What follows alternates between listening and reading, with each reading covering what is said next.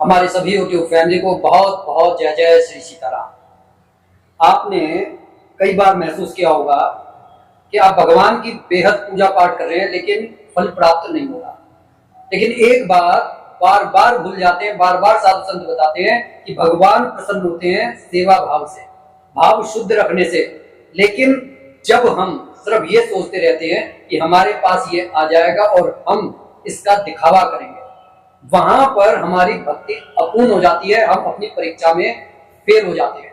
सबसे बड़ी जरूरी बात यह है कि अगर हमारे को भगवान की कृपा चाहिए, किसी साधु संत का आशीर्वाद चाहिए, तो सबसे पहले हमारे को अपने हृदय को साफ रखना होगा। अगर हम अपने हृदय को साफ नहीं रख सकते तो आप एक बात अच्छी तरीके से समझ लीजिए, चाहे आप जिंदगी भर पूजा करते रहिए, लेकिन आपको हमेशा भगवान से ये शिकायत रहेगी कि आपने भगवान की पूजा तो बहुत की, लेकिन कभी आपने वो चमत्कार नहीं देखा जिसकी दुनिया बातें करती है। तो सबसे पहली और महत्वपूर्ण बात यही है कि जब आप भगवान की पूजा करें तो पूरे समर्पण भाव से करें, इस कृतज्ञता के साथ करें कि जो मिला है वो कम नहीं है, इतना तो दूसरों को भी नहीं मिला। आप इसके लायक नहीं थे, फिर भी आपके पास में बहुत कुछ है।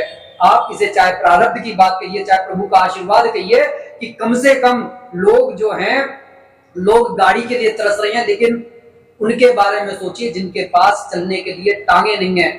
आप सोचकर देखिए कि एक ऐसा व्यक्ति जो 56 भोग चाहता है, लेकिन एक जिसके पास में 56 भोग है लेकिन वो डायबिटीज का मरीज है और वह खाने के लिए तरसता है और मीठा नहीं खा सकता, तो कम से कम आपकी स्थिति उनसे लाख गुना बेहतर है। तो कभी अपना कंपेयर किसी दूसरे के साथ मत कीजिए, क्योंकि पता नहीं उसके प्रारब्ध में क्या लिखा था और आप अपने प्रारब्ध से क्या लेकर आए हैं।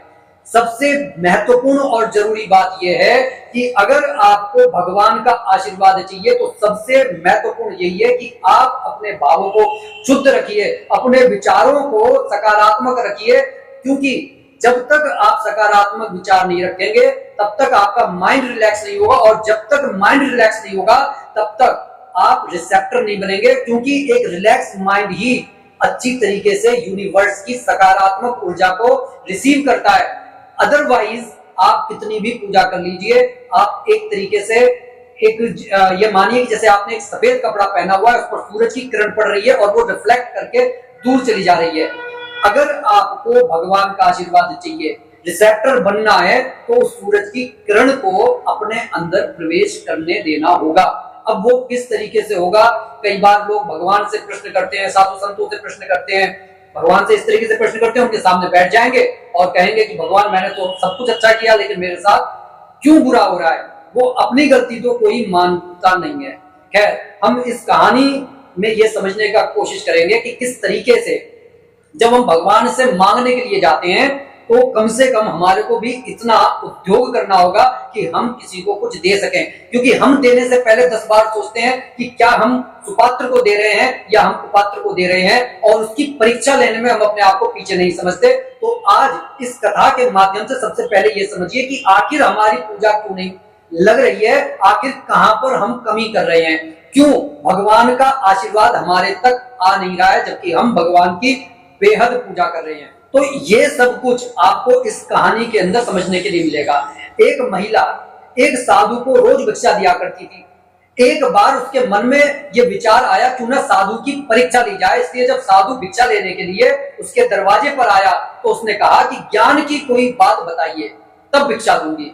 साधु ने कहा कि आज नहीं कल बताऊंगा, और वह बिना भिक्षा लिए ही चला गया। अगले दिन उस महिला ने बहुत स्वादिष्ट खीर बनाई और साधु फिर से भिक्षा लेने के लिए उसके द्वार पर आ गया। भिक्षाम देही। महिला ने कटोरा भरकर खीर जो ही साधु के कमंडल में डालने को हुई, उसने देखा कि कमंडल गंदा है, धूल से भरा हुआ है। उसने कहा, साधु महाराज आपका ये जो कमंडल है गंदा है, धूल से भरा हुआ, तो इसमें अगर मैं खीर डालूंगी सही नहीं रहेगा। साधु ने कहा, इसकी तू चिंता मत कर, तू खीर पलट दे। महिला ने कहा, ये खीर गंदी हो जाएगी, लाइए इसे दे दीजिए, मैं कमंडल को साफ करके खीर इसमें डालती हूँ। साधु ने कहा कि इससे क्या होगा? महिला ने कहा कि इससे कमंडल साफ हो जाएगा, खीर गंदी नहीं होगी और आप उसे खा सकेंगे। तब साधु ने कहा, यही ज्ञान की बात मैं आज तेरे को समझाना चाहता हूं कि साधु का ज्ञान कोई हल्का नहीं होता। उसके लिए मन का मैल सबसे पहले दूर करना पड़ता है।